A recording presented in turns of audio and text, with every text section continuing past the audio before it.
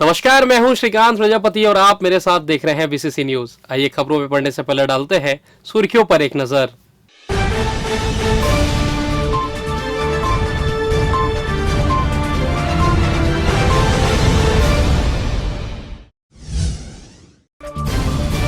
प्रतिदिन 1000 मरीज प्लस 6000 के पार हुआ आंकड़ा।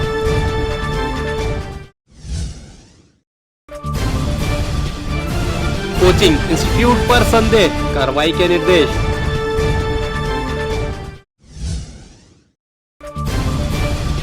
खराब मौसम बनी वजह, सीएम दौरा हुआ रद्द।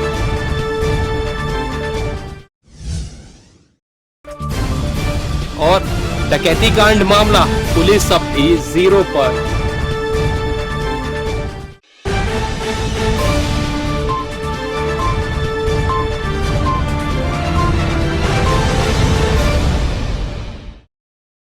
तो ये थी सुर्खियां, अब खबरें विस्तार से। छत्तीसगढ़ में कोरोना की तीसरी लहर ने अब डराने वाली रफ्तार पकड़ ली है। कोरोना संक्रमण की यह रफ्तार दूसरी लहर से भी काफी तेज मानी जा रही है। स्वास्थ्य विभाग द्वारा जारी प्रदेश में बीते 24 घंटे में 6015 मामले सामने आए, जो कि बुधवार की तुलना में 539 से अधिक है। वहीं बीते 24 घंटे में 7 लोगों की कोरोना से मौत भी हुई है। इनमें दुर्ग से 2, राजनांदगांव, रायपुर, बलौदाबाजार, कोरबा, जांजगीर चांपा जिले से भी एक मरीज शामिल है। हालांकि 4636 मरीज स्वस्थ होने के उपरांत डिस्चार्ज किए गए हैं। इधर रायपुर में कोरोना विस्फोट हुआ है, जहां सबसे अधिक 2020 नए मामले सामने आए हैं। तो वहीं दुर्ग में 673 के साथ तीसरे नंबर पर कोरबा जिले से 520 नए मरीजों की पहचान की गई है, जबकि बिलासपुर जिले में 459 नए मामले सामने आए हैं। इसके अलावा रायगढ़ जिले में भी 454 नए मरीज मिले हैं। साथ ही राजनांदगांव में 246, बालोद में 67, बेमेतरा में 22, कबीरधाम में 26, धमतरी में 76, बलौदाबाजार में 50, महासमुंद में 25, गरियाबंद में 24, जांजगीर चांपा जिले में 281, मुंगेली जिले में 51, जीपीएल में 65, सरगुजा में 194, दंतेवाड़े में 78, सुकमा में 32, कांकेर में 54, नारायणपुर में 28, बीजापुर में 43 नए मामले मिले हैं। इसके साथ ही प्रदेश में कुल संक्रमितों की संख्या बढ़कर 10,04,475 हो गई, जिनमें से सबसे अधिक 10,16,44 मरीज स्वस्थ हो चुके हैं। तो वहीं 13,634 मरीज की जान कोरोना ने ले ली है। वहीं अब भी प्रदेश में 28,797 मरीज एक्टिव है, जो जिंदगी की जंग लड़ रहे हैं।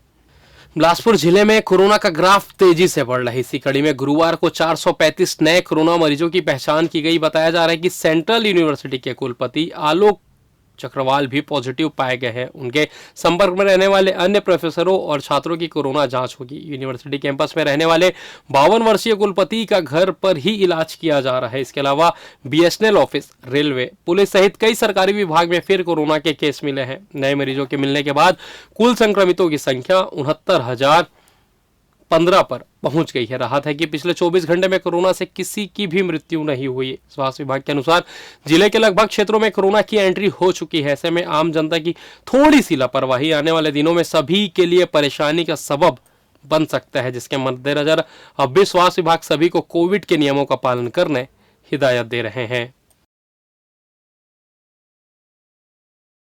रेलवे ने गेटमैन के लिए बम्पर नौकरी निकाली है। रेलवे नॉर्थ ईस्टर्न ने गेटमैन के लिए 323 पद पर नौकरी निकाली है, जिसमें 10वीं पास से अभ्यर्थी फॉर्म भर सकता है। आपको बता दें, इस नौकरी के लिए सरकार ने किसी भी प्रकार का शुल्क नहीं रखा है। यह नौकरी संविदा के तौर पर होगी, जिसमें कार्य संतोषजनक नहीं लगने पर नौकरी से निकाला भी जा सकता है। आपको बता दें कि नौकरी इज्जतनगर मंडल और लखनऊ रेलवे मंडल में निकाली गई है। नौकरी के बारे में अधिक जानकारी के लिए रेलवे की वेबसाइट में जाकर भी चेक कर सकते हैं। कोविड-19 की महामारी के संक्रमण को देखते हुए राज्य शासन ने प्रदेश के सभी राजकीय, निजी विश्वविद्यालयों में, शासकीय तथा अशासकीय महाविद्यालयों में शिक्षा सत्र 2021-22 में अध्यापन एवं अध्ययन तथा परीक्षाओं के संबंध में दिशा निर्देश जारी किए हैं। राज्य सरकार ने उच्च शिक्षा विभाग द्वारा जारी निर्देश के अनुसार शैक्षणिक सत्र 2021-22 के सेमेस्टर पद्धति वाले सभी पाठ्यक्रम की प्रथम एवं तृतीय सेमेस्टर की परीक्षाएं ऑनलाइन ब्लेंडेड मोड में आयोजित की जाएगी। विश्वविद्यालय द्वारा इस संबंध में उनकी कार्य परिषद के अनुमोदन से विस्तृत दिशा निर्देश जारी किए जाए। जारी निर्देश में कहा गया है कि विद्यार्थियों की भौतिक उपस्थिति तत्काल प्रभाव से प्रतिबंधित करते हुए समस्त कक्षाओं का संचालन ऑनलाइन पद्धति से सुनिश्चित किया जाए। शैक्षणिक अशैक्षणिक अमले को 1/3 रोस्टर पद्धति से उपस्थित रहने का निर्देश जारी किया गया। रोस्टर ड्यूटी वाले दिवसों पर शैक्षणिक अमले द्वारा शिक्षण कार्य महाविद्यालय से एवं शेष दिवसों में निवास से ही ऑनलाइन अध्यापन कार्य महाविद्यालय के समय सारणी अनुसार नियत समय पर लिया जाए। दिशा निर्देशों में कहा गया कि महाविद्यालय के गैर शैक्षणिक कार्य रोस्टर ड्यूटी अनुसार उपस्थित कर्मचारियों द्वारा महाविद्यालय में उपस्थित होकर किया जाएगा, किंतु शेष समस्त कर्मचारी वर्क फ्रॉम होम पद्धति से दूरभाष तथा ऑनलाइन प्रक्रिया से कार्यों में सहयोग करेंगे। किसी भी स्थिति में अधिकारी कर्मचारी द्वारा अवकाश स्वीकृति कराए बिना तथा सक्षम अधिकारी की अनुमति के बिना मुख्यालय का त्याग नहीं किया जाएगा। इधर कोरोना संक्रमण के बढ़ते प्रकोप के बीच जिले में संचालित हो रहे कोचिंग सेंटरों के संचालन को लेकर स्वास्थ्य विभाग ने अपनी नजरें तिरछी कर ली है। जिले में जिस तरह से संक्रमण की गति बढ़ रही है, ऐसे में कोचिंग सेंटरों में कभी भी कोरोना विस्फोट हो सकता है। इन बातों को ही ध्यान में रखकर सीएमएचओ ने कोचिंग सेंटरों का औचक निरीक्षण करने के निर्देश दिए हैं। इस दौरान यहाँ भी कोविड के दिशा निर्देशों की अनदेखी का पता चलेगा, उनके खिलाफ कार्रवाई की जाएगी। गौरतलब है कि शहर में 1 दर्जन से ज्यादा बड़े कोचिंग सेंटर संचालित हो रहे हैं, जहां विभिन्न पालियों में रोजाना हजारों बच्चे कोचिंग लेते हैं कि पाली में 100 से लेकर 200 तक छात्र छात्राएं बैठते हैं। उन्हें कोरोना गाइडलाइंस की अनदेखी कर बिल्कुल करीब बैठाया जाता है। शारीरिक दूरी का पालन नहीं करने से बच्चों के संक्रमित होने का खतरा काफी अधिक है। स्वास्थ्य विभाग के कोरोना संक्रमण के आंकड़ों में यह बात साबित भी हो रही है। कोचिंग संस्थानों में पढ़ने वाले बच्चे लगातार कोरोना से संक्रमित होते जा रहे हैं, वहीं अब इसे गंभीरता से लिया जा रहा है। सीएमएचओ डॉक्टर प्रमोद महाजन ने ऐसे कोचिंग संस्थानों के खिलाफ कार्रवाई के निर्देश दिए हैं। टीम को इन संस्थानों का औचक निरीक्षण करने को कहा गया है। और फिलहाल यहाँ वक्त चला छोटे से ब्रेक का, मिलते हैं ब्रेक के बाद। पिछले 17 वर्षों से रियल एस्टेट के क्षेत्र में दे रहे हैं अपनी सेवाएं और लगातार शहर की जनता को एक नई लिविंग लाइफस्टाइल। अपने कार्यों एवं सेवाओं के माध्यम से लाखों लोगों की उम्मीदों को दिया है आकार। इसलिए जिले में ही नहीं पूरे प्रदेश में इनकी पहचान है बरकरार। आपके सपनों के घर को हकीकत में बदल कर है दिखाना, इसलिए आपके लिए लेकर आए हैं भाटी आशिया।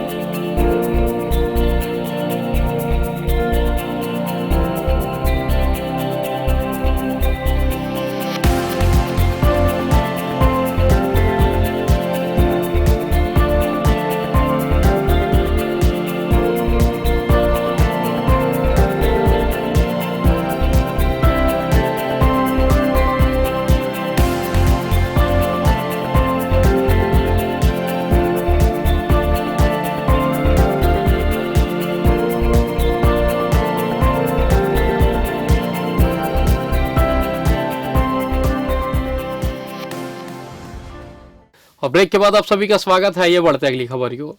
जांजगीर चांपा जिले में शुक्रवार को मुख्यमंत्री का दौरा रद्द हो गया है। मौसम खराब होने के कारण मुख्यमंत्री जांजगीर चांपा जिले का प्रस्तावित प्रवास स्थगित होने की जानकारी पुलिस अधीक्षक अभिषेक पल्लव ने दी है। मुख्यमंत्री को शुक्रवार को हेलीकॉप्टर से जांजगीर आना था, जहां उन्हें स्थानीय कार्यक्रम में शिरकत करना था, लेकिन खराब मौसम की वजह से उनका दौरा रद्द करना पड़ा। गौरतलब है कि मुख्यमंत्री भूपेश बघेल जांजगीर चांपा जिले के अंतर्गत ग्राम मोहतरा तथा कुसमुंदा जाने वाले थे।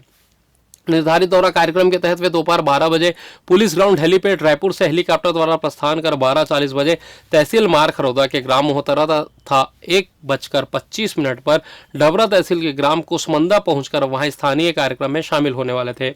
मुख्यमंत्री दोपहर 2:35 पर रायपुर वापस पहुंचते और फिर कार्यक्रम में शिरकत करते, लेकिन मुख्यमंत्री का हेलीकॉप्टर खराब मौसम की वजह से उड़ान ही नहीं भर पाया। इधर जांजगीर चांपा जिले के शिवनारायण क्षेत्र के कंसदा गांव में पुलिस फोर्स से भरी बस को तेज रफ्तार ट्रक ने टक्कर मार दी। हादसे में 15 से 20 पुलिसकर्मियों को चोट आई है और घायल पुलिसकर्मियों को इलाज के लिए अस्पताल भेजा गया है। घायलों में महिला आरक्षक भी शामिल है। बस में करीब 45 पुलिसकर्मी सवार थे। बताया जा रहा है कि ट्रक के ड्राइवर को झपकी आ गई और सामने से आ रही पुलिस फोर्स से भरी बस को टक्कर मार दी। हादसे में दोनों गाड़ियों के सामने का हिस्सा क्षतिग्रस्त हो गया है। दरअसल बिलासपुर की पुलिस फोर्स बस में सवार होकर मुख्यमंत्री के कार्यक्रम में ड्यूटी करने मालखरौदा के मोहतरा गांव जा रहे थे। वे कनस्ता गांव पहुंचे थे कि सामने से आ रहा ट्रक अनियंत्रित हो गया और विपरीत दिशा से भरी बस को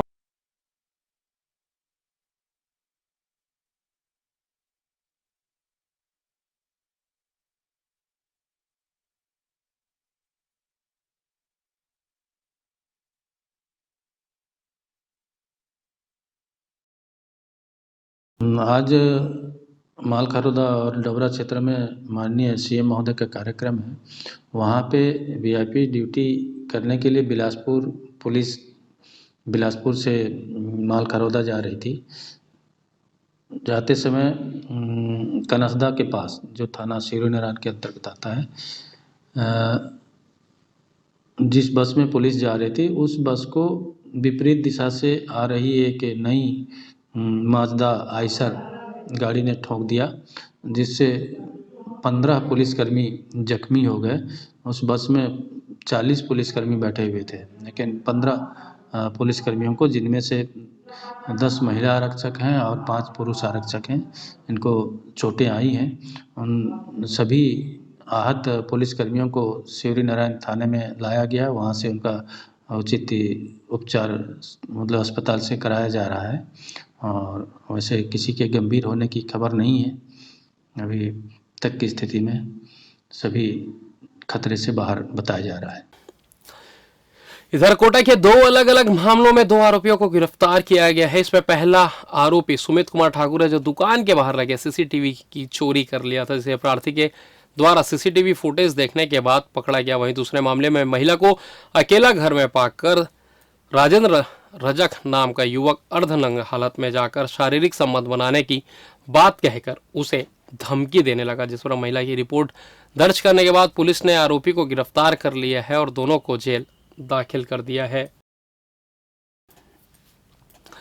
इधर असामयिक वर्षा के फलस्वरूप फसलों को होने वाली क्षति के संबंध में क्रियान्वयन बीमा company Bajaj alliance general insurance को सीधे टोल फ्री नंबर 1800-209-5959 अथवा कंपनी के फार्म मित्र ऐप के माध्यम से किसान सूचना दर्ज करा सकते हैं। साथ ही ग्रामीण कृषि विस्तार अधिकारी को भी फसल क्षति की लिखित सूचना निर्धारित समय अवधि के 72 घंटे के भीतर बीमित फसल के ब्यौरे, एप्लीकेशन आईडी, खाता नंबर, आधार नंबर तथा मोबाइल नंबर सहित दे सकते हैं। उल्लेखनीय है कि विगत दिनों जिले में पश्चिमी विक्षोभ के कारण असामयिक वर्षा दर्ज की गई। इस असामयिक वर्षा से रबी फसलों को नुकसान हुआ है, जिससे प्रधानमंत्री फसल बीमा योजना के तहत अधिसूचित ग्राम की अधिसूचित फसल गेहूं, सिंचित चना एवं राई, सरसों फसलों को नुकसान होने की स्थिति में बीमित फसल को दावा भुगतान का प्रावधान है। बीमित किसान को फसल नुकसान की सूचना बीमा कंपनी, कृषि विभाग, राजस्व विभाग एवं बैंक को घटना के 72 घंटे के भीतर यानी 3 दिन के अंदर देना होगा। जो कृषक प्रभावित हुए वे दावा भुगतान के लिए पात्र होंगे। कांग्रेस नेता के घर हुई डकैती के मामले में पुलिस के हाथ तब भी कोई पुख्ता सबूत नहीं हाथ लगे हैं। पुलिस आसपास के सीसीटीवी को चेक कर अपराधी को पकड़ने की कोशिश कर रही है। आपको बता दें, मस्तूरी निवासी कांग्रेस नेता टकेश्वर पाटले के घर दिन दहाड़े डकैती डाली गई, जिसमें नकदी समेत 4 लाख रुपए के सामान पर आरोपियों ने अपना हाथ साफ कर दिया। मौके पर पहुंची एसपी आईजी की टीम ने उचित मार्गदर्शन दिया। उसके बाद 2 टीम बनाकर इस मामले की जांच की जा रही है। बहरहाल पुलिस जांच तो जरूर कर रही है, लेकिन अभी तक अपराधियों तक उनके हाथ नहीं पहुंच पाई है। और फिलहाल इस बुलेटिन में बस इतना ही। मुझे दीजिए इजाजत, फिर होगी आपसे मुलाकात। तब तक देखते रहिए बीसीसी न्यूज़।